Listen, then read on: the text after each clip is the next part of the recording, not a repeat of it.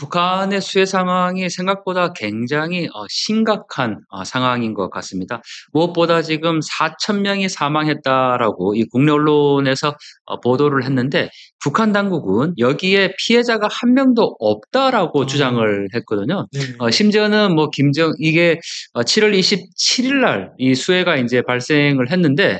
김정은이 그다음 날 가서 직승기 헬리콥터죠. 직승기를 뭐 진두지휘해서 거기에 있는 뭐 이 4천 명을 자기들이 오히려 구해냈다라고 아 얘기를 했는데 이게 이제 거짓말로 완전히 밝혀지게 된 거죠. 왜냐하면 책임 간부 수십 명을 총살했다라는 거는 여기에 분명히 피해가 있다라는 얘기거든요. 이게 이제 인명 피해도 아 있었다라는 얘기인데 본인들은 피해자가 한 명도 없다라고 얘기했기 때문에 이게 서로 이제 맞지 않는 부분들이고 그리고 북한에서 참 이 간부로 산다라는 거 어려운 것 같아요. 예. 네.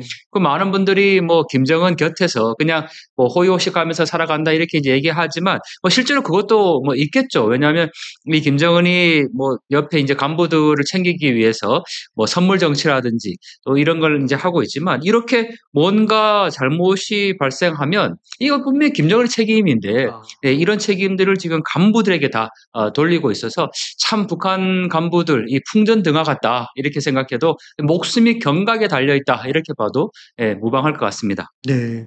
이런 일을 겪으면은 그 간부들이 좀 다른 생각을 좀 할 것 같은데 그런 부분은 좀 어떠실 것 같으세요? 네, 저희가 이 북한 체제를 좀 흔들 수 있는 방안들을 강구를 해야 하는데요.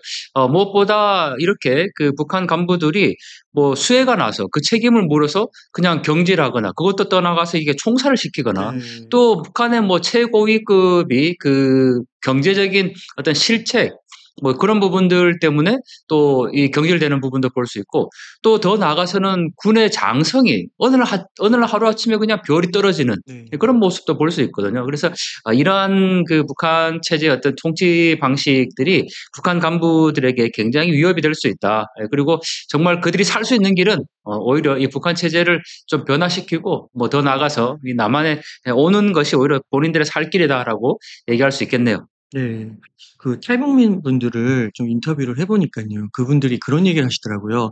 그러니까 뭔가 이렇게 승진을 하고 뭐 아파트도 받고 이게 잘 나가는 것 같다가도 한순간에 진짜 모든 걸 잃을 수 있어 가지고 "모든 게 다 가시방석 같다." 이런 표현을 쓰시더라고요. "늘 매사가 불안하다."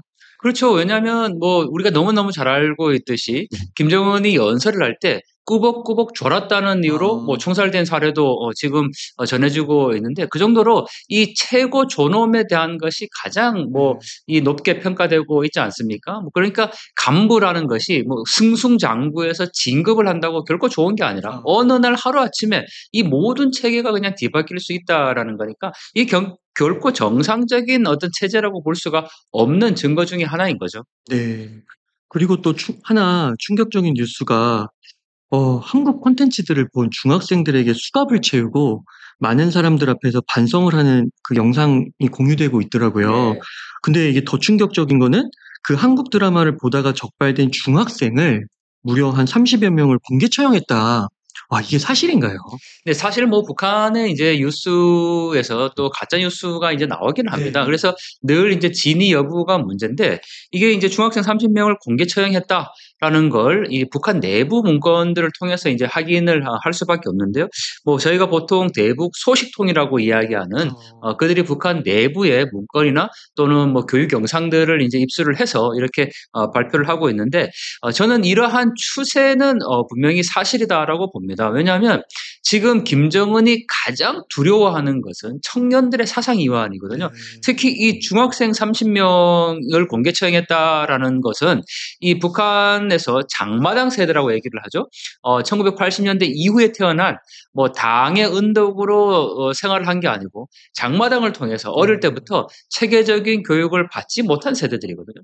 근데 이들 세대의 가장 큰 특징이 바로 어릴 때부터 남한의 영상물에 접촉되었다라는 겁니다. 예, 그래서 이러한 생각의 변화가 결국은 김정은에 대한 어떤 충성심의 약화로 이어질 수 있고 그걸 김정은은 가장 두려워하기 때문에 뭐 시범 케이스라는 차원에서도 이와 같은 공개 처형을 충분히 했을 가능성이 높다라고 봐야 되겠죠. 네. 그 통제에 대한 그 처벌이 수위가 점점 더 높아지는 것 같은데 과거에 비해서는 좀 어떻게 보세요? 네, 사실 이 북한 내부에서 남한의 영상물이나 드라마 같은 콘텐츠를 볼 경우에 지금 사형까지 처할 수 있다. 그게 반동 사상 문화 배격법인데 이 법이 나오기 전에 이미 북한 형법 194조에 보면요. 태폐적이고 색정적이며 추잡한 내용을 반영한 뭐 음악, 춤, 그림, 도서, 전자, 다매체 이런 거를 뭐 보거나 유포한 경우에는 노동 단련형, 교화형에 처할 수 있다라는 문건이 있었습니다. 그런데 그러한 형법 외에 지금 반동사용문화 배격법을 만들었고 그 법안의 핵심은 바로 남조선 영화라는 것을 명확히 명기를 했다라는 거죠. 그리고 그게 조직적으로 유파한 경우는 사형까지 시킬 수 있다. 그 얘기는 지금 북한에서 이 장마당 세대 청년들이 얼마나 남한의 영화나 드라마 이 콘텐츠에 노출되어 있는가를 명확히 알 수 있는 대목이고 더 나아가서 김정은의 이 두려워하는 것 김정은이 정말 통제할 수 없는 그런 수준까지 이 남한 영상물에 확산되고 있다. 이렇게 봐야 되는 증거이죠. 그러니까 이게 부모님 세대하고 네. 장마당 세대하고는 완전 다른 거라고 봐야 되는 네, 무엇보다 우리가 그 북한 체제의 어떤 근간 네. 또는 뭐 북한 체제가 유지될 수 있는 이유가 뭐냐라고 보면 어릴 때부터 이루어지는 끊임없는 사상 교육이라고 할 수 있잖아요. 북한은 그걸 선전선동이라고 이제 표현을 하는데 그거는 지금 김정은 시대에도 변함이 없습니다. 끊임없이 사상을 통제하고 어릴 때부터 이 그 사상을 통해서 김정은에 대한 충성심과 정권에 대한 결속력을 높여야 되는데 아버지 어머니 세대는요. 일명 총폭탄 세대라고 얘기를 합니다. 자포경사. 그러니까 김일성, 김정일을 위해서 목숨을 바칠 수 있는 세대. 그런데 지금 이 장마당 세대는 내가 왜 김정은을 위해서 목숨을 바쳐야 되나 이런 생각을 갖고 있는 세대라는 거죠. 그거는 결국 북한 정권의 결속력이나 또는 김정은 정권에 대한 충성도가 약화되는 요인이 될 수 있다는 점에서 김정은으로서는 굉장히 곤혹스러운 부분이라고 할 수 있죠. 그렇군요. 그 김정은의 약간 리더십에 있어서도 과거에 비해서 좀 문제가 있는 걸까요? 약하다거나 뭐 이런 게 좀 있는 걸까요? 네, 아무래도 김정은의 나이가 굉장히 어릴 때 등극을 했습니다. 2012년이니까 이제 한 10여 년 정도가 지나고 있는데요. 북한에서는 수령이라는 절대적인 존재가 있어야 합니다. 네, 왜냐하면 위대한 어버이 수령이라는 존재의 영도를 받는 게 당이고 그 영도에 받는 당 아래에 인민이 있다라는 거죠. 그래서 이 수령과 당이 있어야 인민이 있는 건데 지금 이 수령으로서의 존재라는 의미를 명확하게 지금 세우지는 못했던 그런 시기였죠. 10년여 기간 동안. 그런데 최근에 이제 어느 정도 김정은이 자신의 지위를 올려놓은 그런 자신감이 좀 생긴 것 같습니다. 무엇보다 뭐 김정은의 모든 건의에 대한 부분들 그리고 자꾸 우리가 이제 그 김주애를 데리고 나오지 않습니까? 그걸 이제 뭐 4대 세습이냐 뭐 아니냐 이렇게 논쟁이 있는데 저는 오히려 이 김주애를 데리고 나오는 이미지는 아버지로서 어버이로서 그런 어떤 친근한 어버이 또 위대한 수령 어버이 뭐 이런 존재를 부각시키기 위한 하나의 이미지 연출이다. 저는 그렇게 보고 있습니다. 그렇군요. 근데 그 또 김주애 관련해서 또 생각나는 게 그 시스루인가요? 약간 비치는 듯한 옷하고 머리를 무슨 닭뼈슬 머리인가 뭐 그런 거라고 하던데 그거를 하고 와서 조금 논란이 됐던 게 좀 있더라고요.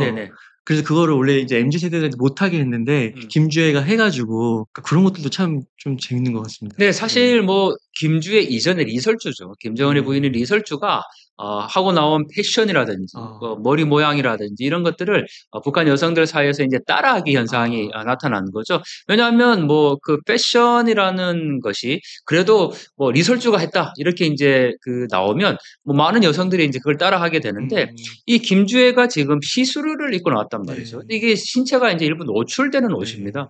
북한에서는 신체 일부가 노출되는 옷을 입는다라는 거는 생각하기 어렵죠. 왜냐하면 특히나 이 반동 서양 문화 배격법까지 만들어서 남한의 영상물을 본 거를 엄격히 단속하고 있는데 이러한 노출되는 옷은 결국은 행동이 사상을 지배한다라고 보는 겁니다. 그러니까 노출된 옷을 입고 뭐 남한 말투를 쓰고 이런 것들이 결국 청년들의 사상을 오염시킨다. 왜냐하면 이 북한 당국이 사회주의권 국가 그러니까 1990년대 말에 사실 그 1990년대에 소련을 비롯해서 1990년대 초에 소련을 비롯해서 동구 유럽 국가가 다 붕괴됐지 네. 않습니까? 근데 이 붕괴된 원인을 북한 당국은 어디서 찾고 있냐면 청년들이 자본주의 사상, 독소에 물들었기 때문에 이 붕괴는 필연적 결과다. 이렇게 노동신문에 언급을 하고 있습니다. 그래서 이 청년들의 사상을 다잡는 것이 결국은 자기들의 정권을 유지하는 거다라고 생각을 하고 있는데 이렇게 김주애가 그 어린 나이에 분명히 노출된 옷을 입고 나오면 이거 분명히 따라할 거거든요. 그러면 단속할 여지가 줄어들게 되는 거죠. 그리고 그러한 어떤 행동의 변화가 당연히 사상의 이완으로 이어질 수 있기 때문에 이건 굉장히 또 단속할 수밖에 없는 그런 상황인데 모순이지 않습니까? 네. 자기 딸은 뭐 그렇게 입고 나오고 맞아요. 또 하지 뭐 말라고. 하지 말라고 얘기를 하고 너무나도 모순적인 상황인데 그래서 저는 이 북한 체제가 결코 정상적인 체제가 아니다. 여러 가지 부분들에서 이러한 증거들이 나타나고 있으니까요. 그래서 저희가 좀 오류를 범하는 게 김정은도 그렇고 이 북한을 정상적인 어떤 지도자 정상적인 국가 이렇게 이제 바라보고 자꾸 접근을 하는데 저는 여기에서부터 우리의 이 정책적 오류가 있는 것이 아닌가. 저는 이 김정은 정권을 뭐 정말 그 어떤 독재자 그 이상 그 이하도 평가하지 않거든요. 그리고 뭐 우리가 그 북한과 교류 협력 남북 간의 뭐 이 정상적인 어떤 교류 협력을 얘기를 했을 때는 또 체제 경쟁을 할 때였습니다. 그러니까 우리가 보통 이렇게 이제 비유하지 않습니까? 뭐 남북 간에 서로 만나서 결혼을 하려면 서로 이제 알아가야 되고 만나야 되고 친해져야 되고 맞아요. 그 결혼을 한다라는 거는 두 사람이 남녀가 정상적일 때의 이야기인 겁니다. 서로 호감도 있고. 그렇죠. 그리고 네. 이게 같은 레벨에 있을 때 뭐 앞으로 이제 결혼의 대상자로 맞네요. 만나보고 이렇게 해야 되는데 그거는 미국과 소련 간의 냉전 당시 체제 경쟁을 할 때는 이 논리가 맞았죠. 왜냐하면 서로가 서로에 대해서 체제 경쟁을 하고 있었고 또 서로가 잘 모르고 이게 이제 만나서 서로를 알아가면서 뭔가 바뀌어질 수 있는 가능성을 이제 얘기를 했는데 그게 1994년도에 나온 민족 공동체 통일 방안의 기본적인 핵심이거든요. 근데 이제 30년이 지났습니다. 30년 동안 북한이 어떻게 됐습니까? 세계 최악의 독재 국가. 그리고 정말 2,500만 북한의 모든 주민들을 지금 노예처럼 만들어 놓고 정치범 수용소, 교화소, 세계 어디에도 이런 집단이 없어요. 그런데 우리는 자꾸 30년 전에 그 체제 경쟁 속에서 생각이 멈춰가지고 뭐 결혼하려면 남북한이 만나야 되고 자꾸 그런 논리예요. 그러니까 아이들에게 뭐 통일교육 이렇게 포스터나 글짓기 이렇게 그 시켜보면 하라고 하면 아이들도 똑같이 얘기를 합니다. 어른들은 계속 뭐 만나지도 않고 싸우기만 하고 뭐 그런 표현을 하거든요. 근데 이거는 정상적일 때 두 개가 동등할 때 이런 논리가 가능한 것이 지금은 아닙니다. 지금은 어떻게 하든지 이 비정상적인 집단을 우리가 빨리 변화시켜서 북한 주민들을 어떻게 하면 해방시킬 것인가 이거를 이제 고민해야 된다라는 거죠. 그런데 제가 이렇게 이제 말씀드리면 저 주장 뭐 굉장히 극우 같다 이렇게 표현하시는데 극우가 아니라 우리가 진실, 진리라는 어떤 그 팩트를 보면 돼요. 그러니까 세계 어디에 이런 나라가 있습니까? 이런 집단이 있습니까? 근데 그걸 자꾸 정상적인 것으로 우리가 생각을 하니까 이 레토릭에 자꾸 빠지게 되는데 여기에서부터 우리가 벗어나는 게 지금을 준비해야 될 때고 더 강조해야 될 거는 북한 체제가 결코 저는 오래가지 않을 것이다. 왜냐하면 또 이 이야기하면 30년 전에도 그런 이야기 들었는데 또 뭐 얘기냐 이렇게 말씀하실 수 있는데 저는 30년 전과 지금의 상황은 완전히 달라졌다. 왜냐하면 30년 전에는 말 그대로 체제 경쟁을 할 때예요. 그러니까 그때는 뭐 김일성 체제가 붕괴될 수 있다 뭐 이런 얘기들이 나왔는데 지금은 체제 경쟁이 끝났어요. 여러분들 뭐 남한과 북한이 동등하게 체제 경쟁이 지금 된다고 생각하십니까? 완전히 끝났거든요. 이거는 완전히 그냥 없애야 될 대상인 거지. 이거를 우리가 무슨 남북 교류 협력하고 뭐 화해 협력하고 이런 대상이 아니라는 거예요. 여기서부터 우리가 빨리 좀 인식의 틀을 벗어날 필요가 있다. 그리고 더 중요한 거 30년 전과 지금이 다른 거는 북한 주민들이 깨어나고 있다는 겁니다. 왜 김정은이 사형까지 시켜가면서 이렇게 청소년들의 생각들과 사상을 통제하려 하겠습니까? 그거는 외부 정보를 접하고 있는 주민들이 생겨나기 시작했고 제대로 통제할 수 없는 영역까지 이르렀기 때문에 우리가 북한 체제 변화가 곧 있을 수 있다라고 주장하는 것과 30년의 주장은 전혀 지금 맥이 다르다라는 것을 꼭 강조하고 싶네요. 네. 그러면 그 체제를 없앤다는 게 무력은 아니잖아요. 네네. 그렇죠. 그러면은 그래도 이게 갑자기 통일을 하면 안 될 것 같고 뭔가 시간을 두고 뭐 두 국가를 뭐 연방 국가를 둔다든가 네. 뭐 이런 것으로 가야 되지 않을까요? 제가 제일 좀 황당한 그 네. 주장이 뭐냐면 지금 남북한이 통일이 되면 네. 남북한이 다 경제적으로 어려워진다. 네, 맞아요. 심지어는 뭐 북한에서 거짓대가 몰려온다. 맞아요. 그래서 우리가 시간을 좀 두고 네. 북한의 경제를 어느 정도 성장시킨 다음에 통일해야 된다. 이런 주장들이 있어요. 맞아요. 근데 이 주장은 이미 논리가 성립이 안 됩니다. 그래요? 북한의 경제를 성장하는 동안에 남한의 경제는 멈춰 있는 게 아니거든요. 아니, 어떻게 북한의 경제를 성장시키면서 이거를 우리가 기다릴 수 있는 시간이 어떻게 존재한다라는 거죠. 더 나아가서 가장 큰 문제는 이 주장의 논리의 가장 큰 문제는 심지어 뭐 남북한 평화를 주장하는 사람들도 이 똑같은 주장을 해요.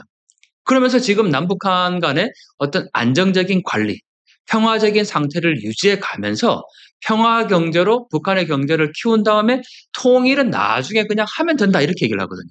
근데 거기에서 우리가 착각을 하는 게 뭐냐면 남북한이 평화롭다고 생각을 해요. 근데 북한 주민들이 지금 평화롭습니까? 아니죠. 그러니까 평화라는 개념을 어디 자꾸 찾냐면 마치 남북 간에 뭐 아무 일도 없고 뭐 지도자 김정은과 대통령이 만나서 손잡고 이거를 평화라고 얘기를 하거든요. 근데 두 사람이 지도자가 만나서 손잡을 때도 북한은 여전히 핵 개발을 했고요. 네. 그 시간에도 여전히 북한은 정치범 수용소가 있었고 그 시간에 여전히 북한 주민들은 굶주리고 있다는 사실입니다. 자유가 없다는 사실이에요. 북한 주민들이 평화롭지 않은데 마치 그냥 지금을 굉장히 평화로운 상태로 생각을 하거든요. 가장 제가 핵심적으로 이 비유를 들 수 있는데 어떤 사람이 물에 빠졌습니다. 어떻게 하시겠습니까? 막 살려달라고 얘기하고 있어요. 당장 구해야 되지 않을까요? 그렇죠. 네. 당장 구해야 된다라는 표현이 열이면 열, 백이면 다 그렇게 표현합니다. 그런데 물에 빠진 사람이 살려달라고 절규하는데 그 옆에서 이렇게 얘기하는 사람이 있습니까? 아, 내가 지금 수영을 못해요. 내가 수영을 배워서 올 테니까 조금만 기다려주세요. 이렇게 얘기할 사람이 있습니까? 아니죠. 이 방송을 보고 계시는 여러분들 중에도 그렇게 얘기할 분이 계십니까? 아마 없을 겁니다. 그 얘기가 바로 북한 주민들이 지금 살려달라고 절규하고 있는데 옆에서 남한에서 야, 지금 통일하면 뭐 북한이 다 우리 남북한이 어려워지니까 경제를 어느 정도 성장시킨 다음에 시간을 두고 해야 된다. 그 논리와 뭐가 다릅니까? 지금은 어떤 방식으로든 우리가 북한 주민들을 구해야 되고 그렇게 하기 위해서는 북한 정권을 변화시켜야 되는 거고 그 변화의 중심에 북한 주민들이 있다라는 거죠. 그래서 지금은 뭐라도 해야 될 때입니다. 일단 구해야 된다고 말씀하셨잖아요. 그러니까 뭐라도 해야 될 때인데 자꾸 그냥 경제적으로 시간을 두고 평화롭게 지내다 보면 언젠가는 나중에 이런 주장들을 우리가 했다는 걸 북한 주민들이 알면 얼마나 큰 배신감을 사실 느끼겠습니까? 우리 같은 동포잖아요. 그리고 뭐 전 세계 다른 나라에 대한민국이 지원을 하는 그런 지원 국가인데 불과 뭐 한두 시간만 갈 수 있는 그런 지척이 우리 동포들이 있습니다. 굶주리고 있잖아요. 죽어가고 있잖아요. 살려야 하지 않겠습니까? 저는 시간을 두고 북한의 경제를 끌어올린 다음에 이 뭐 통일해야 된다라고 주장하시는 분들이 그분들이 정말 역설적이게도 계속 평화를 강조해요. 저는 오히려 그런 분들이 정말 반평화적이다라는 말씀을 꼭 드리고 싶습니다. 교수님, 그러면 당장 우리가 좀 실천할 수 있는 뭐 그런 게 있을까요? 자, 뭘 해야 될까? 북한에 지금 외부 정보를 유입하기 위해서 대북 풍선을 보냅니다. 북한이 오물풍선을 대형해서 보내고 있죠. 맞아요. 근데 우리 사회에서는 어떤 양상입니까? 이 오물풍선을 보낸 북한을 규탄하지 않고 오히려 탈북민들이 보내는 이 대북풍선을 보내지 말라고 막 법령도 만들려고 하고 규탄도 하고 그랬습니다. 아니, 북한 주민들이 일단 알아야 그리고 외부 정보를 접촉해서 그들의 생각이 변화되어야 그들이 뭔가 변화의 주체적인 동력으로 작동할 수 있는 거잖아요. 그러니까 북한의 어떤 정보를 들여보내는 것은 북한 주민들의 정보 접근권을 확장시키는 더 나아가서 그들이 변화의 주체가 될 수 있도록 우리가 외부에서 힘을 실어주고 도와주는 거거든요. 근데 그거를 지금 하지 말라고 우리 사회에서 오히려 얘기를 하고 있지 않습니까? 물론 이 오물풍선으로 인해서 피해가 분명히 있습니다. 얼마 전에도 지금 북한이 계속 이 뭐 수해 상황에도 불구하고 오물풍선을 보내서 우리 그 공항이라든지 뭐 측이온 민가에 떨어져서 또는 공장에 화재가 난다든지 직접적인 피해가 있어요. 그러면 뭘 해야 되겠습니까? 북한의 오물풍선에 대해서 이거를 규탄할 수 있는 목소리를 내야 되는 겁니다. 네. 더 나아가서 이 오물풍선이 만약에 부양을 했을 때 거기에 대해서 직접 조준 사격을 가하거나 아니면 대북 확성기를 더 확대하거나 더 나아가서 대북 확성기는 음성이지 않습니까?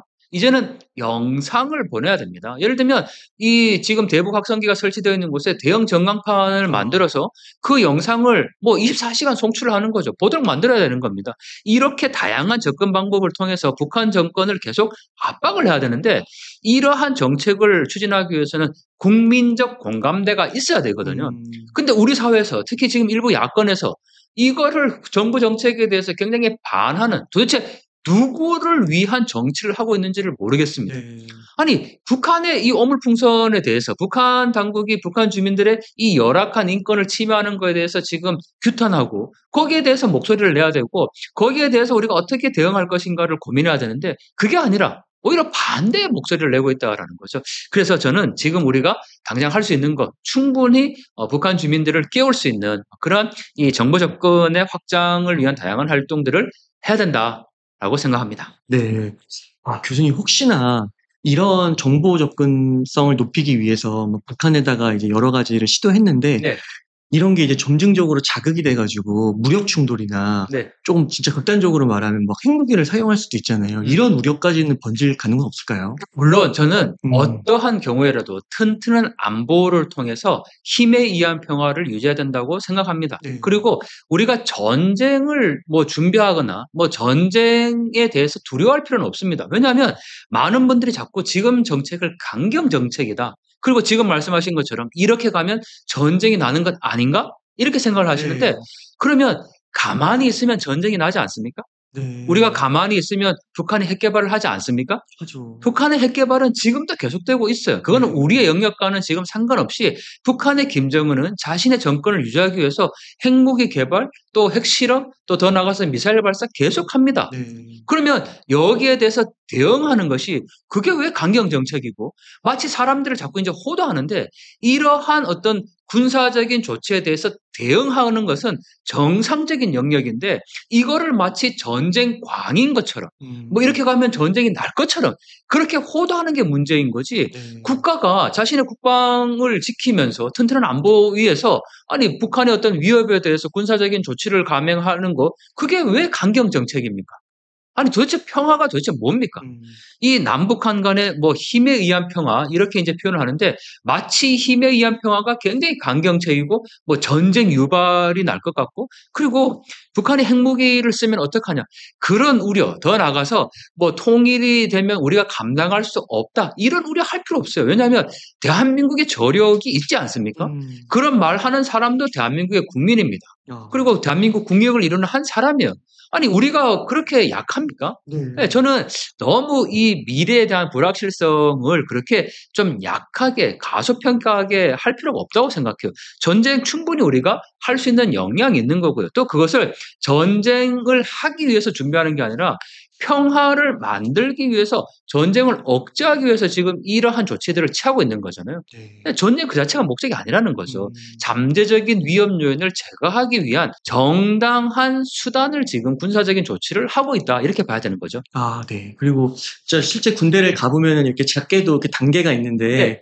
우리가 이거 너무 이제 극단적으로 사고를 하는 것 같기도 하네요. 너무 이렇게 엄청 핵전쟁 두고 한쪽은 완전 무대처 뭐 이런 식으로 해서 그렇죠. 양극단을 선택하는 것 같은데 네네. 사실 이 가운데는 많은 전략과 전술이 또 있을 수 있는 거고요. 정확하게 지금 정리를 해주셨는데 우리가 뭐 각 군대에서 말하는 작게 5027 그런 것도 다 이 단계가 분명히 있는 거고요. 또 지금 북한의 급변 사태가 발생했을 때 어떠한 대처와 대응을 해야 될 것인가 정부의 플랜이 있습니다. 너무 우리가 국가를 믿지 않고 또 지금의 한국이 갖고 있는 이 국방력 얼마나 튼튼합니까? 그리고 한국의 경제력 자꾸 우리가 경제가 어렵다라고 얘기를 하는데 물론 민생 경제가 어려운 거는 사실이지만 이게 우리가 지금 뭐 대한민국이 금방 뭐 붕괴될 것처럼 이렇게 자꾸 이제 주장하시는 분들이 계세요.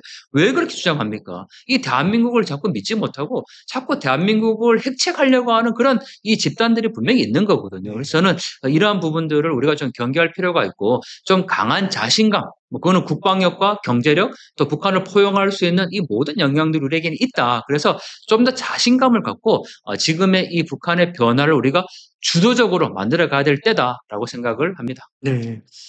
약간 그 교수님 말씀 들으면서 약간 그런 생각이 드는 게, 그 부모님 세대는 네. 어렵게 진짜 그 보릿고개 막 지나면서 지금까지 이렇게 경제 우리나라를 발전시켜 왔잖아요. 네. 근데 소위 이제 밀레니얼 세대, 저 네. 같은 X세대 분들은 그런 거 잘 모르고 음. 그냥 받으면서 자라났잖아요. 그러면은 생각이 자연스럽게 굉장히 이상적이고, 네. 뭔가 내가 갖고 있는 것들의 소중함을 잘 모르고 아, 이렇게 이제 부족한 것만 계속 탓하게 되고 이런 것들이 네. 좀 있는 것 같은데, 네. 제가 이제 나이를 먹고 가정을 꾸리고 이러다 보니까 책임감, 뭐 네. 그리고 내가 이런 것들을 정말 부모님으로부터 많이 받았구나 이런 것들 생각하게 되더라고요. 네. 그러니까 뭔가 조금 더 이렇게 현실적인 접근, 네. 그런 것들을 조금 이렇게 말씀해 주시는 것 같아서 굉장히 도움이 많이 되는 것 같습니다. 근데 제가 뵀을 때는 네.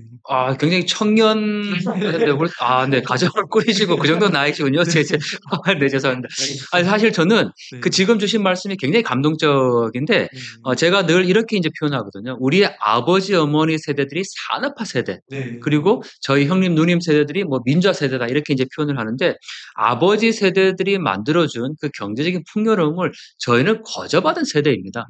사실 살아가면서 경제적으로 지금 너무 풍요롭잖아요. 네. 뭐 보릿고개라는 단어는 알지만 우리는 경험해보지 않았었고, 뭐 우리 당신들께서 정말 배골았지만 자식들만큼은 정말 공부시키고 또 이렇게 먹는 문제를 해결해 줬잖아요. 왜냐면 우리 너무 풍족하잖아요. 네. 근데 저는 이 산업화 세대 또 민주화 세대 그 다음이 바로 저희 세대인데, 그러면 우리는 뭘 해야 될까? 저희는 바로 통일 세대가 돼야 된다. 이 조국이 지금 분단되어 있고 반쪽짜리 조국이잖아요. 그래서 이 통일이 우리의 어떤 시대적인 소명이 되어야 된다고 생각을 하고 있는데, 더 나아가서 저희가 그 아버지 어머니로부터 저는 거저받은 세대다 늘 이렇게 이제 얘기를 하고, 조국을 위해서 아무것도 한 게 없다라고 이제 얘기를 하는데, 사실 저는 우리 X세대도 굉장히 큰 역할을 했다고 생각합니다. 왜냐하면 필리핀의 사례를 자세히 보면요, 필리핀이 역시 우리보다 70년대에 훨씬 더 경제적으로 앞서 있었지 않습니까? 네. 근데 지금은 달라졌거든요. 그러니까 우리의 아버지 어머니 세대들이 6.25 전쟁 이후에 뭐 베트남의 전쟁에 또 80년대 중동의 모래바람 맞으면서 그 전에서는 뭐 독일의 강부로 간호사로 가서 그렇게 어려운 상황에서 경제적인 부분들을 이렇게 세워주셨는데, 그걸 X세대 이후의 세대들이 잘 또 이어받은 겁니다. 네. 왜냐하면 그 경제를 하나의 토대를 마련해 주신 것을 지금 이 정도 IT 강국으로 세워놨거든요. X세대 분명히 역할을 했습니다. 네. IT 강국으로 성장할 때까지 이렇게까지 대한민국을 그 경제적인 부분들을 이어왔는데, 그러다 보니까 우리 말씀하신 것처럼 좀 잊고 살아요. 그러니까 너무 지금 풍족하니까 우리가 이 예전의 그런 어려움들을 좀 잊고 사는 것이 아닌가. 그리고 또 더 나아가서 이게 이제 경제적으로 조금 풍요로워지다 보니까 이게 정신적으로 약간 그 북한 문제에 대해서 소홀히 하게 되는. 그래서 저는 이 통일은 뭐 이게 그냥 멀리 언젠가 이루어지는 그런 일이 아니고 지금 여기에서 우리가 만들어가는 과정이다.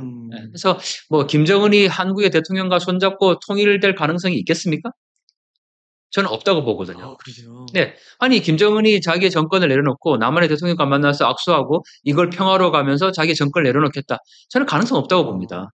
오히려 김정은의 이 정권을 압박할 수 있는 북한 주민들의 힘을 키워서 남북한 주민들이 지금부터 통일을 만들어가는 거지, 뭐 정치인들이 우리에게 통일을 언젠가는 갖다 줄 것이다? 저는 그렇게 생각하지 않습니다. 그래서 우리의 역할들이 굉장히 중요하고, 지금 이 방송을 보고 계시는 여러분들이 어떻게 보면 정말 통일을 만들어가는 하나의 주축들이라고 저는 생각해요. 북한 문제에 관심을 갖고 이렇게 꾸준히 뭔가를 하려고 하시는 거잖아요. 그게 경제적인 분야가 됐든 아니면 지금의 정세를 파악하기 위한 목적이 됐든 어쨌든 북한 문제를 관심을 갖고 이렇게 함께 나누는 것 이 자체가 저는 한 번 더 통일을 준비하는 굉장히 중요한 어떤 역할이다라는 생각을 하고 있죠. 그러면 그렇게 공감대가 점점 형성이 되면요, 네. 뭐 5년 내, 10년 내에도 정말 통일이 도처럼 이렇게 올 수 있다고 보세요? 5년, 10년 내에 통일이 오는 건 도둑처럼 오는 게 아니고 당장 내일 와야 도둑처럼 와요.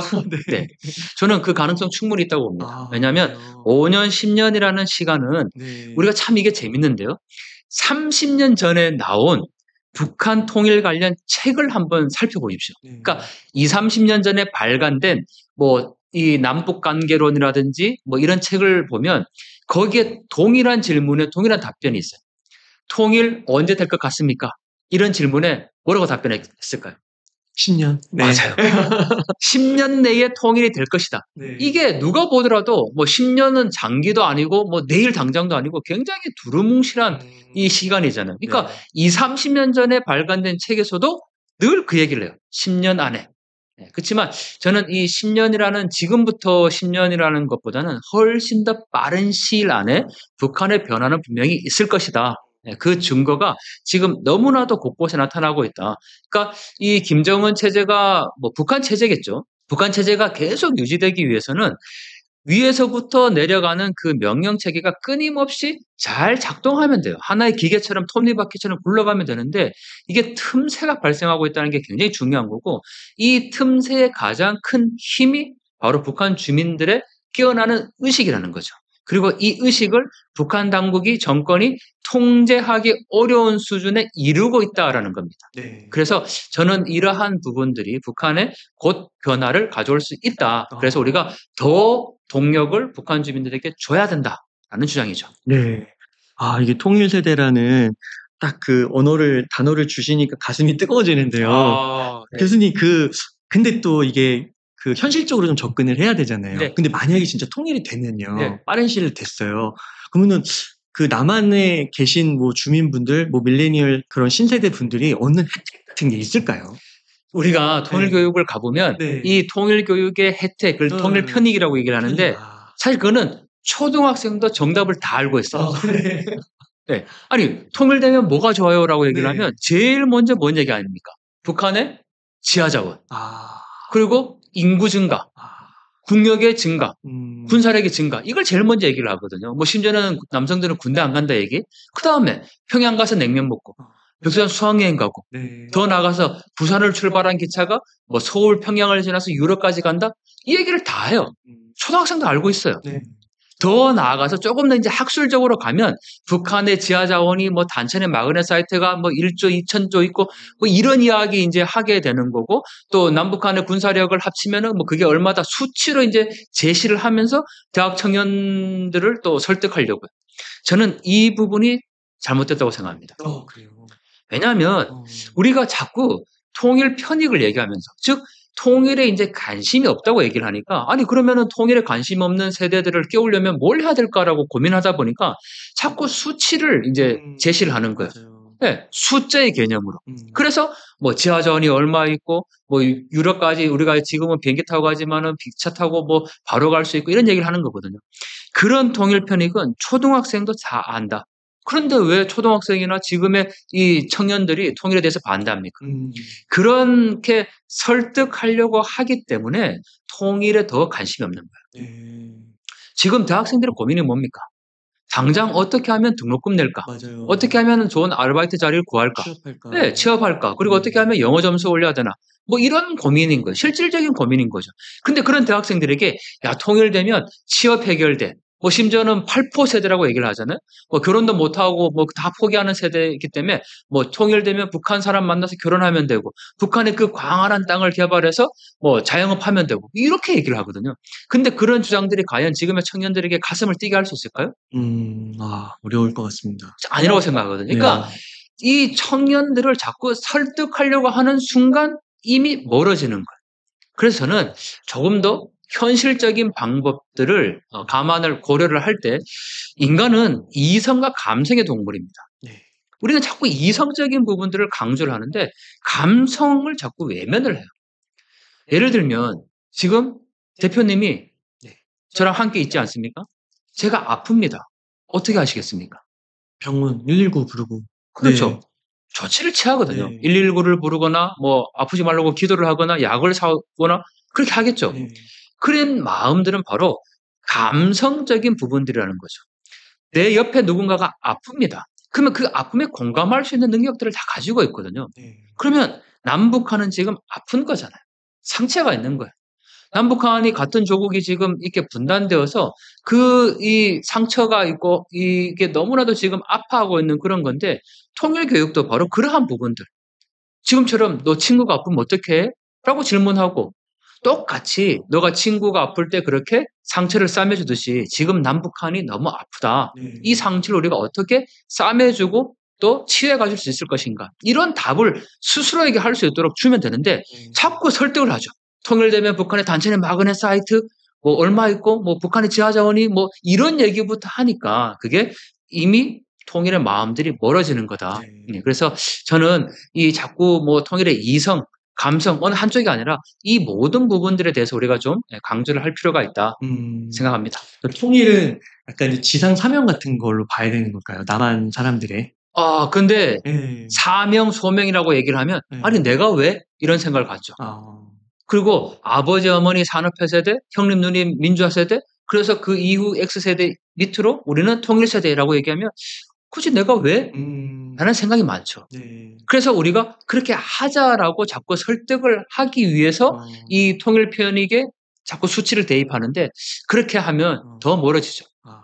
그래서 저는 오히려 정말 그런 당위성에 대한 부분들을 강조할 수밖에 없습니다. 하지만 그거를 그냥 맹목적인 네. 뭐 아버지 어머니들이 경제 일으켰고 뭐 형님 누님 세대들이 민주화했으니까 우리가 이걸 해야 된다 그런 의미라기보다는 인간이 살아가면서 두 가지 문제가 해결된 거잖아요. 먹는 문제 그리고 자유의 가치 이거를 북한 주민들도 함께 누릴 수 있어야 된다는 거. 저는 그걸 공정의 가치라고 보거든요. 예, 네. 지금 이 MZ 세대의 가치는 공정이잖아요. 네. 그런데 지금 우리가 누리고 있는 자유민주주의와 인권과 경제적인 풍요로움을 북한 사람들은 누리지 못하고 있어요. 불공정한 거예요.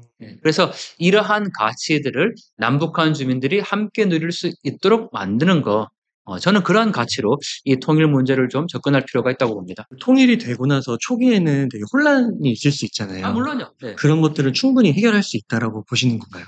동서독이 통일되고 나서 지금도 통합이 이루어지고 있다라고 얘기를 합니다. 그러니까 통일은 제도적인 부분이고 통합은 뭐 마음의 통합, 이 동서독 출신 주민들 간의 어떤 마음의 이 통합이 이루어지고 있다라고 얘기를 해서 많은 사람들이 뭐 통일이 중요한 게 아니라 통합이 중요하다 이렇게 이제 얘기를 하고 있습니다. 또 독일 통일의 어떤 폐해, 뭐 갑자기 통일되면 어려워진다 이렇게 얘기를 하지만 저는 그것도 너무 과장되고 왜곡된 거라고 봅니다. 이 동서독 통일에서 가장 중요했던 거는 서독이 일방적으로 동독을 흡수한 게 아니고 동독 주민들이 이미 그전부터 서독에 대한 자유민주주의 체제를 볼 수 있는 방송을 보고 있었고 또 어느 정도 인적 교류도 있었고요. 그래서 동독 주민들이 서독의 자유민주주의 체제를 선택한 결과라는 거죠. 그러니까 굉장히 잘 준비된 통일이었습니다. 그래서 그게 뭐 마치 뭐 굉장히 어렵게 통일이 돼서 지금도 혼란을 겪고 있다. 뭐 이 동서독 통일, 독일 통일의 뭐 흑역사 이렇게 평가하는데 저는 그렇게 보지 않고 오히려 독일 통일이 지금 잘 이루어졌고 그 과정들이 지금 진행되고 있다라고 보기 때문에 남북한도 충분히 그런 어떤 제도적인 통일 이후에 통합의 과정들을 잘 만들어 갈 것이다. 저는 그렇게 확신합니다. 네. 교수님 지금 그 북한 내부에서 그 김주애가 사라졌다가 다시 등장을 했잖아요. 네. 그러면은 김주애가 지금 나이가 12살 정도로 알고 있는데 세습은 이미 시작됐다고 보긴 해야 되는 걸까요? 저는 김주의 세습이라고 보지 않고요. 왜냐하면 북한에서 이 여성이 지도자가 된다라는 것은 굉장히 어려운 일입니다. 더군다나 나이가 지금 이제 10대 소녀지 않습니까? 아니 북한 주민들이 분명히 북한 주민들이 생각하는 여론이라는 게 있을 거고 또 김정은이 등장했을 때만 하더라도 그게 30대였습니다. 그런데 그때 북한 주민들이 어떤 생각을 가졌느냐? 저희가 그 중국에 가서 실제로 그 북한 출신 주민들, 그러니까 뭐 사사 방문자들이나 또는 그 해외에 나와 있는 그 외화벌이 일꾼들, 뭐 이런 사람들을 만나서 이제 인터뷰를 했을 때, 아니, 그 나이 어린 게 뭘 할 수 있느냐, 이런 생각들을 가졌었어요. 그런데 지금 10대지 않습니까? 여자잖아요. 뭘 할 수 있느냐. 북한 내에서는 이런 움직임, 여론이 팽배해 있다라는 거죠. 그런 점에서 저는 이 김주애를 자꾸 대동하고 나오는 것이 그게 김주애의 초점이 아니라 김주애를 통해서 보여지는 어버이로서의 김정은. 네. 수령으로서의 절대적인 권위를 이미지를 만들기 위한 하나의 이 연출이자 이미지 정치라고 저는 보는 거지 김주애에 초점을 두는 건 아니다라고 저는 음. 생각을 합니다. 그러니까 김정은이 요즘 보면은 건강 이상설도 막 네. 나오잖아요. 그래서 후계자를 빨리 세워야 된다. 언제 어떻게 될지 모르니까요. 그러면은 지금 뭐 세습이나 이런 것들은 별로 얘기가 되고 있지 않다라고 봐야 될까요? 저는 김정은의 건강 이상설은 있다고 봅니다. 내일 아, 당장 뭐 급변 사태가 있어도 그거는 이상한 일이 아니에요. 어, 지금 우리가 보더라도 김정은의 건강 상태 결코 좋지 않습니다. 그러면 그 이후의 상황들에 대해서 분명히 김정은이 음, 지금 대처를 해야 되겠죠. 그런데 그러한 방식이라고 그러한 상황이라고 하더라도 김주애를 지금 후계자로 세우기 위해서 데리고 다니는 것은 결코 아니다. 네, 그건 있을 수가 없는 일이라고 저는 생각을 합니다. 만약에 정말 김정은의 어떤 건강 이상선이나 급변 사태를 고려했다면 실제 아들이 있는 곳으로 지금 우리 국정원이 파악하고 있는데 아들을 세웠겠죠. 세습 과정을 이어가겠죠. 근데 지금 그런 부분들은 아니라는 거죠. 그래서 우리가 너무 지금 김주애에 초점을 둘 필요는 없다라고 저는 생각을 합니다. 네. 그 최근에 신형 전술탄도 미사일 무기체계 인계인수 기념식에서요. 김주애가 오랜만에 다시 등장을 했는데 김여정이 정말 따뜻하게 인사를 하면서 김주애를 모셨다고 하더라고요. 네. 의전을요. 그러면은 우선 그 서열은 김주애가 김여정보다 높다고 봐야 되는 걸까요? 저는 그 부분도 좀 네. 다르게 생각을 하는데요. 네. 김주애가 누굽니까?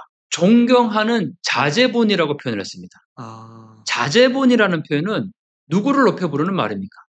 김주애보다는 음. 최고 지도자 존엄에 대한 높임말이야. 아. 그러니까 자꾸 우리가 뭐 김주애가 높냐 김여정이 높냐 이런 네. 얘기를 하는데 김여정은 김주애에 대해서 그렇게 할 수밖에 없어요. 왜냐하면 최고 존엄의 자제분이잖아요. 음. 그러면 그러한 행위 자체의 초점이 아. 김정은에게 있는 거지. 아, 김여정이 뭐 김정은의 동생임에도 불구하고 2인자임에도 불구하고 그 딸에게 이렇게 막 그 행동을 했다. 그래서 지금 음. 김주애가 절대적인 존재다. 저는 그렇게 보지 않거든요. 아. 모든 초점은 김정은이다. 김정은의 절대적인 권위, 최고 존엄에 대한 권위, 여기를 음. 계속 지금 확장해 가는 과정 중에 있는 거고, 거기에 이미지 정치로서 지금 보여주고 있다라는 거지, 그거를 뭐 김여정보다 김주애가 앞선다. 아니, 김정은이 어떤 급변 사태가 발생했을 때, 곧바로 지금 김주애가 등극할 수 있겠습니까? 설사 그렇다고 하면, 북한 주민들이나 또는 그 옆에 있는 뭐 북한의 직책이 왜 있습니까? 아니, 북한도 분명히 당정군의 직책이 있고, 네. 그런데 갑자기 지금 아무 직책도 없는 김정희가 그 급변 사태가 났을 때 등극한다? 그걸 지금 대비하고 있다? 저는 그렇게 보지는 않죠. 음. 이 대남 오물풍선 같은 거를 계획한 거는 김여정이죠. 이제 주체는 북한 군부입니다. 네. 그리고 이 김여정이 지금 4번에 걸쳐서 담화를 발표했기 때문에 이 주체가 김여정이라고 보는 거죠. 네. 왜냐하면 김여정이 이 담화문에서 이 너절한 쓰레기 짓이 얼마나 피곤한 일인지를 너희도 한번 당해봐라. 이렇게 자기가 주체인 것처럼 담화를 발표를 했습니다. 그래서 네. 이 김여정이 남북 관계를 지금 주도하고 있기 때문에 뭐 당연히 이제 김여정과 군부에서 이거를 보냈다고 지금 저희가 분석을 하고 있죠. 그러면 김여정 같은 경우는 그래도 좀 뭐 군부의 지지나 만약에 급변 사태가 터졌을 때 정말로 가능성이 김주애보다는 김여정이 좀 높다고 이렇게도 볼 수 있을까요? 자, 김여정은 지금 공식적으로 직함을 갖고 있습니다. 네. 이 대남 관계를 담당하고 있거든요. 그러면 북한 내에서 지금 이 오물풍선을 보내고 있고 북한의 오물풍선을 보내는 이유가 뭡니까? 명분을 제시하고 있는 게 남한에서 탈북민들이 풍선을 보내기 때문에 거기에 대응해서 우리가 지금 오물풍선을 보낸다. 이건 대남 관계거든요. 그 네. 대남 관계를 책임지고 있기 때문에 김여정이 지금 이 일을 하고 있다라는 거죠. 음. 김여정이 예를 들면 김정은처럼 어디에 뭐 북한에서 뭐 공장이라든지 이런 거 현지지도 갔다는 얘기 들어본 적 있습니까? 아니요. 갈 수가 없죠. 왜냐하면 네. 직책이 아니니까요. 네, 아. 그러니까 대남 분야를 담당하고 있기 때문에 지금 김여정이 나오는 거지. 이거를 뭐 김정은이 지금 대체하는 2인자다 이렇게 보는 것은 북한의 어떤 이 제도 자체 직책을 우리가 잘못 이해하고 있기 때문에 나타나는 결과인 거죠. 그러니까 어떤 사태가 터져도 지금 뭐 김여정이냐 김주애냐 이렇게 막 딱 구체적으로 찝어서 생각할 게 아니라 그 체계도 내에서 이렇게 그런 어떻게 보면은 뭐 프로토콜 같은 게 있는 거라고 봐야 되고. 자, 그래서 저는 네. 이 북한의 상황 변화가 곧 온다. 네. 결코 얼마 남지 않았다. 저는 김정은이 만약에 급사한다. 음. 그러면 체계적인 정권의 이양을 할 수 없다고 생각을 합니다. 아. 왜냐하면 김정은이라는 존재는요. 네. 북한에서 얘기하는 수령이라는 절대적인 존재입니다. 네. 그것은 김일성, 김정일, 김정은으로 이어지는 3대 세습으로 이어져 온 거지 네. 어떤 특정한 지도자가 이거를 3대에 걸쳐서 지금 온 게 아니라는 말이죠. 네. 그러면 4대 세습이라는 거는 결국은 김일성, 김정일, 김정은 이후에 또 다른 아들이거나 뭐 그렇게 이제 당연히 세습을 북한 주민들의 어떤 반감을 제시하지 못하는 걸로 가야 되는데 네. 지금 김주애가 이게 백두혈통이라는 점은 있지만 이게 여성이잖아요. 네. 그리고 아직까지 기반이 없어요. 그러면 김정은 이후에 지금 김주애가 바로 등극을 했다? 이거는 그야말로 북한 내에서 굉장히 큰 혼란을 야기할 네. 수밖에 없습니다. 이게 정상적으로 이게 세습이 될 수가 없어요. 지금부터 준비한다고 하더라도 잘 안 될 겁니다. 그래서 저는 북한 체제 변화가 결코 얼마 남지 않았다. 왜냐하면 4대 세습으로 김주애를 지명하는 순간 그리고 이 김정은이 급사하는 순간 저는 그동안에 가지고 있던 북한 주민들의 어떤 그 힘의 이 분출이 분명히 나타날 것이다. 네. 네. 그리고 사실 뭐 북한의 김정은의 주변에 이 권력을 갖고 있는 사람들 있지 않습니까? 당정군 간부들. 근데 이 당정군 간부들이 어떤 마음이겠습니까? 정말 우리가 지난번에 한번 다뤘듯이 조금만 잘못해도 처형이 될 수 있는 목숨이 부지불식간에 경각에 달려있는 그런 사람들입니다. 네. 그런데 그런 사람들이 갑자기 김주애를 등극시킨다고 해서 그냥 뭐 또 김주애를 따라간다? 저는 그렇게 보지 않고 분명히 어떤 군사 쿠데타나 아니면은 뭐 군부의 저항이라든지 또는 뭐 당정의 어떤 저항이라든지 더 나가서 북한 주민들의 저항이 반드시 있을 수밖에 없다.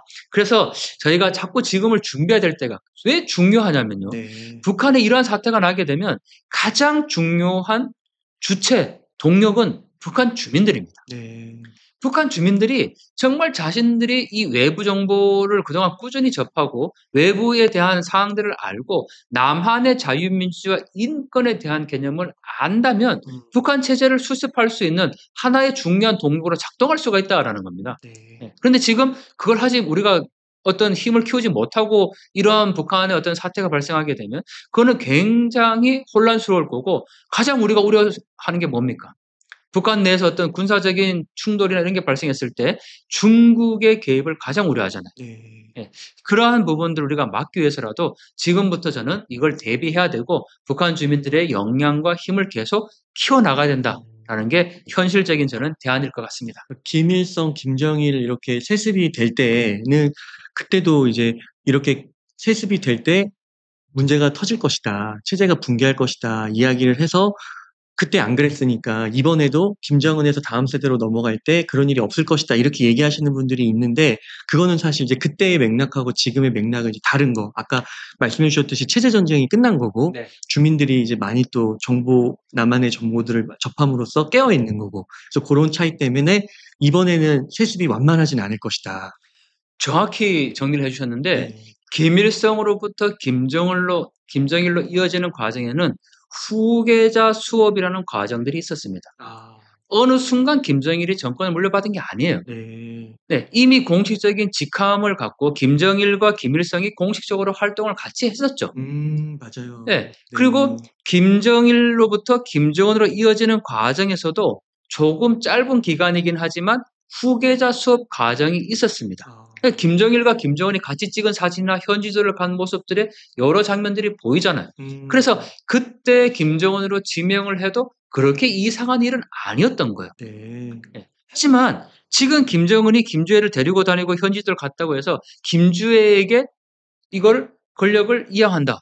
가능하겠습니까? 불가능할 것 같습니다. 그래서 저는 과거에도 권력 이양기의 세습 과정에서 뭐 북한이 붕괴된다고 주장했는데 지금도 또 그런 주장을 한다? 저는 전혀 다른 맥락이라고 봅니다.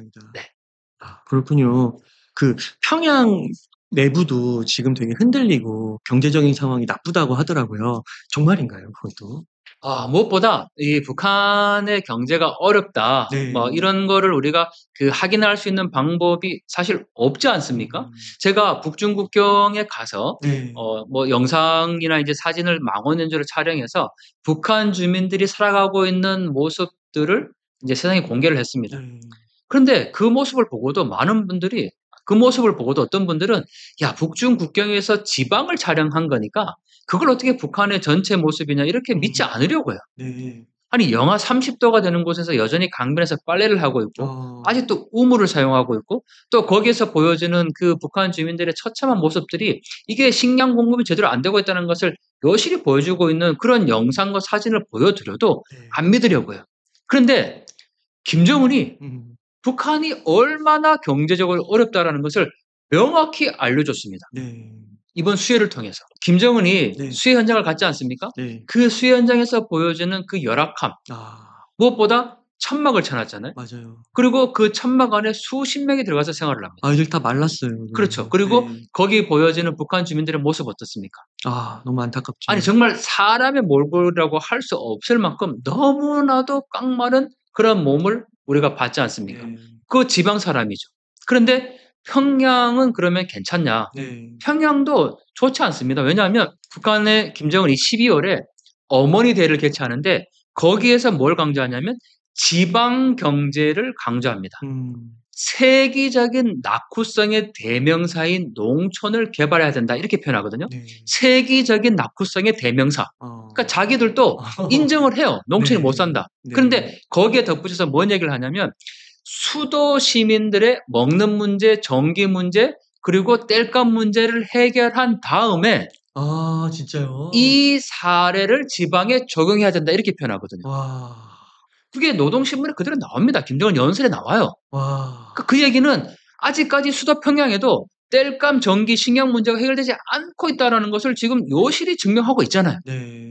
그래서 저는 이러한 부분들이 북한 경제의 어려움을 여실히 나타내고 있다. 그래서 자꾸 북한을 무슨 아직까지 사회주의상 낙원인 것처럼 북한 당국이 선전하는 것처럼 이 무상교육, 무상주택, 무상의료가 이루어지는 정말 낙원으로 생각하는 그런 분들이 남한에 많아요. 있어요. 네. 저는 그게 너무 안타깝습니다.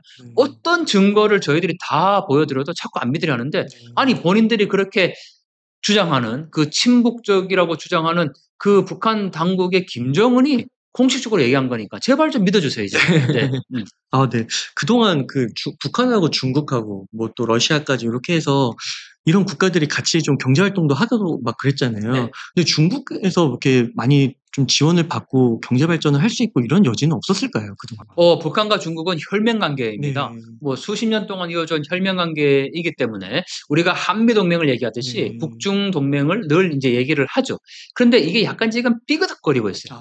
왜냐하면 북한이 중국의 말을 잘 안 들어요.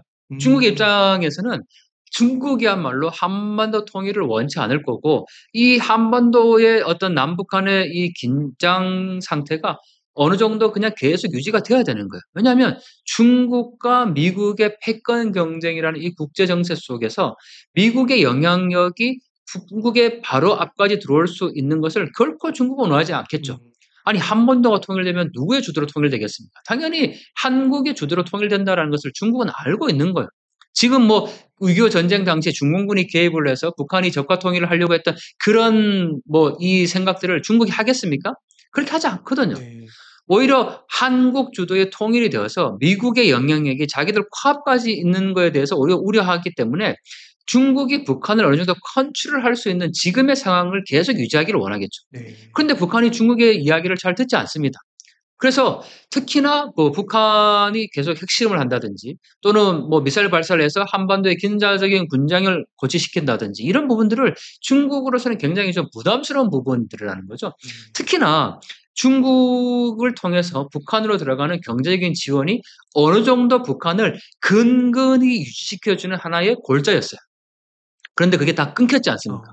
국경 봉쇄로 인해서 코로나19 때문에. 그래서 코로나19가 어느 정도 완화되고 북중 국경이 재개되려고 하는 그런 시점에 지금 이렇게 북한의 수해 상황이라든지 또 북한이 지금 이 국경 개방을 하지 않고 있는 상황이죠. 근데 여기서 더 나가서 지금 북한이 누구랑 손을 잡았습니까? 러시아랑 손을 잡은 거예요. 그거는 우리가 보통 북중러 삼각동맹이기 때문에 북한이 러시아와 손을 잡으면 중국과 자연스럽게 삼각동맹체가 생성될 것이다 이렇게 생각하지만 그게 아닌 거죠.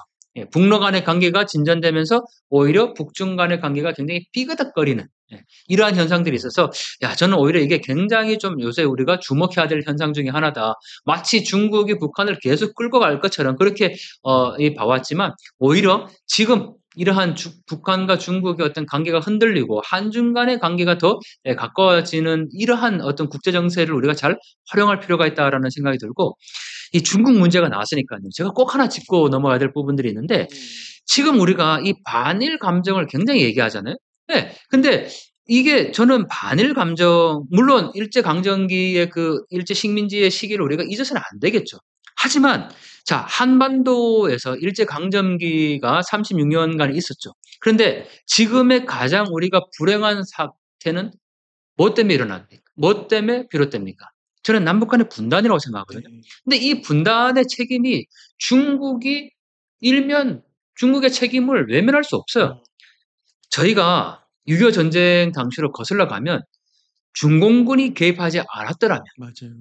역사의 과정이 없다고 얘기를 하지만 중공군이 개입하지 않았더라면 어떻게 됐을까요?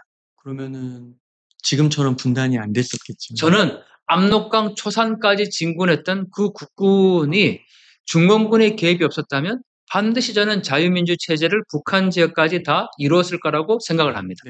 중공군의 개입이 결국은 지금의 이 70여 년의 분단의 아픔들을 계속 가지게 만드는 거예요. 그러니까 일제강점기가 너무나도 아픈 과거의 역사지만 그거는 과거인 거고 중국의 이러한 개입 때문에 지금도 현재 진행형으로 이 분단의 아픔이 가고 있다라는 거예요. 그런데 사람들이 반일 감정에 대해서 자꾸 이거를 확대시키고 부각시키고 자신의 정치적인 이익을 위해서 반일 감정을 자꾸 악용하고 이용하지 중국에 대해서는 오히려 자꾸 친중적인 또 행태를 보이고 있어요. 아니 한반도에서 지금 가장 우리를 아프게 하는 게 누굽니까? 중국이에요. 이러한 부분들 우리가 조금 더 역사적인 인식을 갖고 접근할 필요가 있지 않나. 중국이 만약에 이렇게 한마디만 해주면 됩니다. 그러면 한반도는 급격한 변화가 있을 수 있어요. 자, 이렇게 발표하는 거죠. 중국이 오늘 이 시간부로 중국으로 넘어오는 모든 북한 출신 사람들에 대해서 우리는 북송하지 않고 그들의 자유의사에 따라서 제3국 또는 한국으로 보내줄 것이다. 이렇게만 발표해도 저는 북한 내에 심각한 어떤 변화가 반드시 이루어질 것이다. 라고 생각을 하는데 중국이 지금 그걸 하지 않잖아요.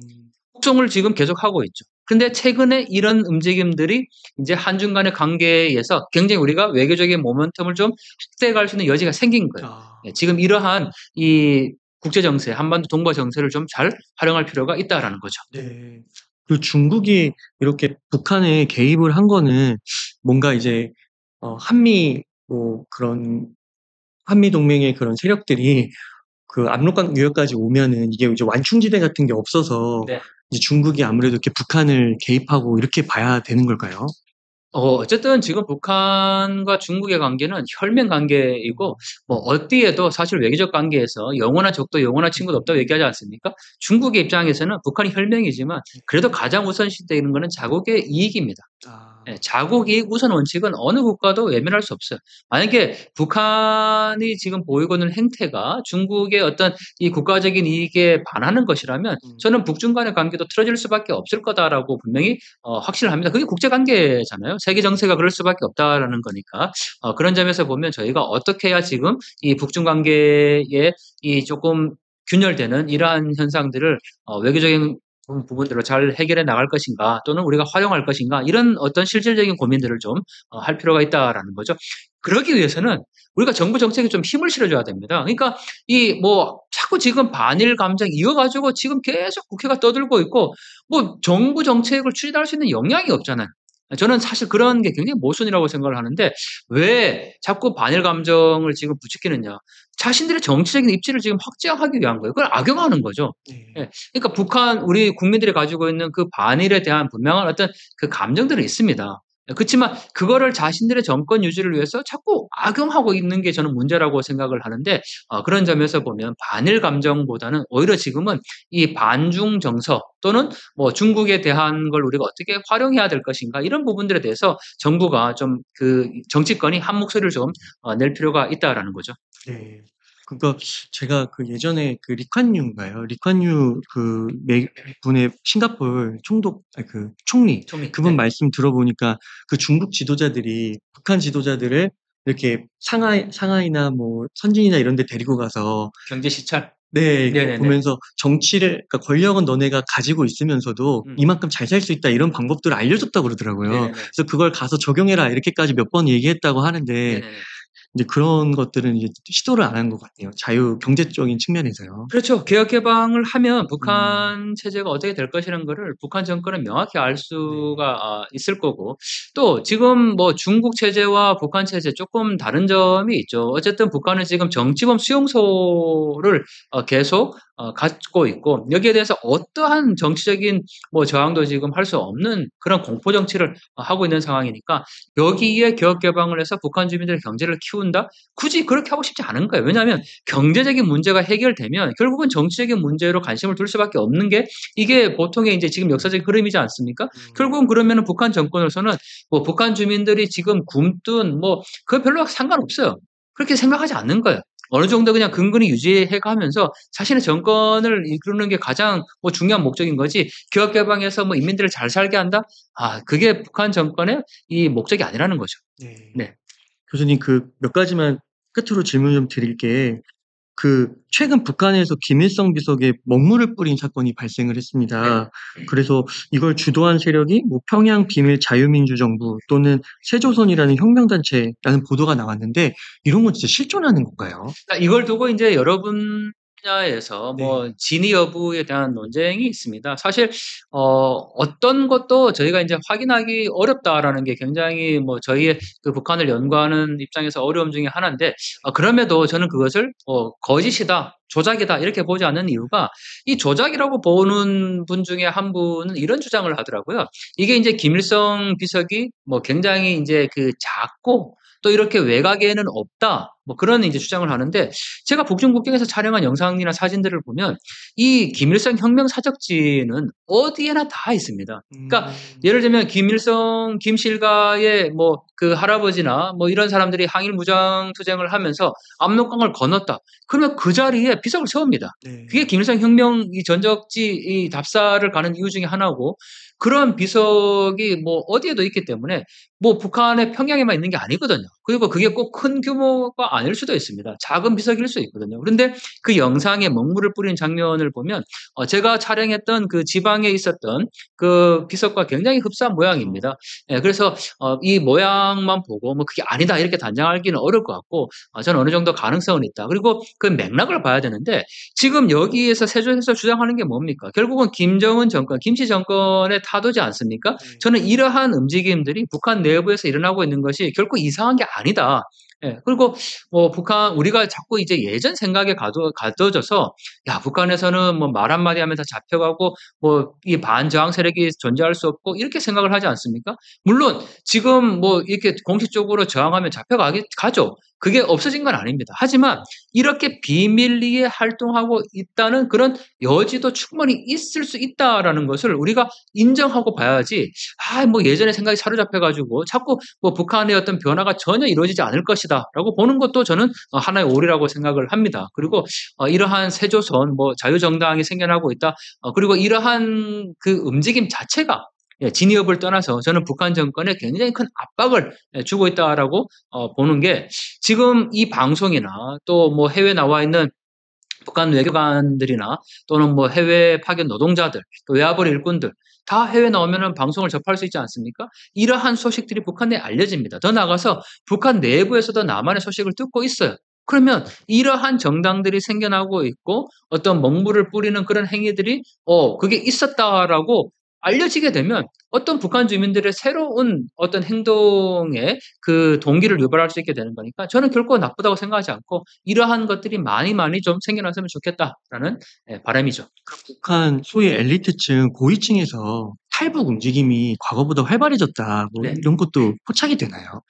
뭐 가장 최근에는 그 리일규 이 쿠바 참사가 한국에 들어온 사례도 있고요. 또 공개되지 않았지만 북한의 이 고위급들이 국내에 지금 굉장히 많이 들어와 있습니다. 국정원이 공식적으로 이제 밝혀진 않고 있지만 이걸 뭐 우리가 잘 알고 있는 그 국내에서 북한을 연구하는 특정한 연구소가 있는데 거기에 계시는 분들이 굉장히 많아요.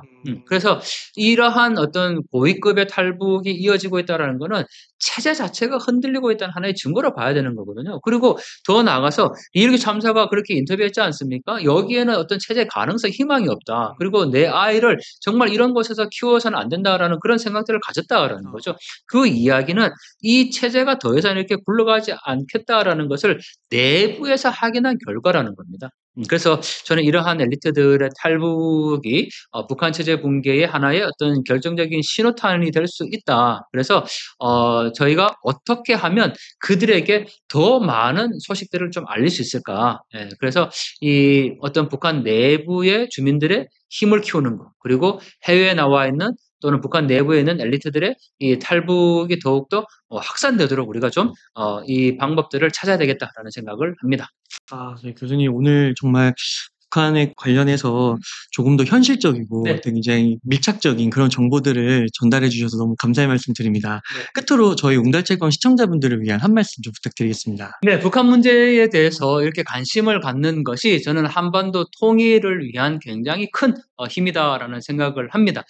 굉장히 막연하죠. 북한 체제가 어떻게 될 것인가, 뭐 30년 전에도 망한다 그랬는데 지금도 또 그 얘기냐 이렇게도 생각하실 수 있지만 정말 저는 때가 가까웠다. 그리고 우리가 준비해야 될 때다라는 말씀을 꼭 드리고 싶고 여러분들의 이 작은 관심들이 한반도 통일과 더 나아가서 북한 주민들을 살릴 수 있는 굉장히 큰 힘이 된다라는 것을 꼭 말씀드리고 싶습니다. 여러분들이 북한 변화의 힘입니다.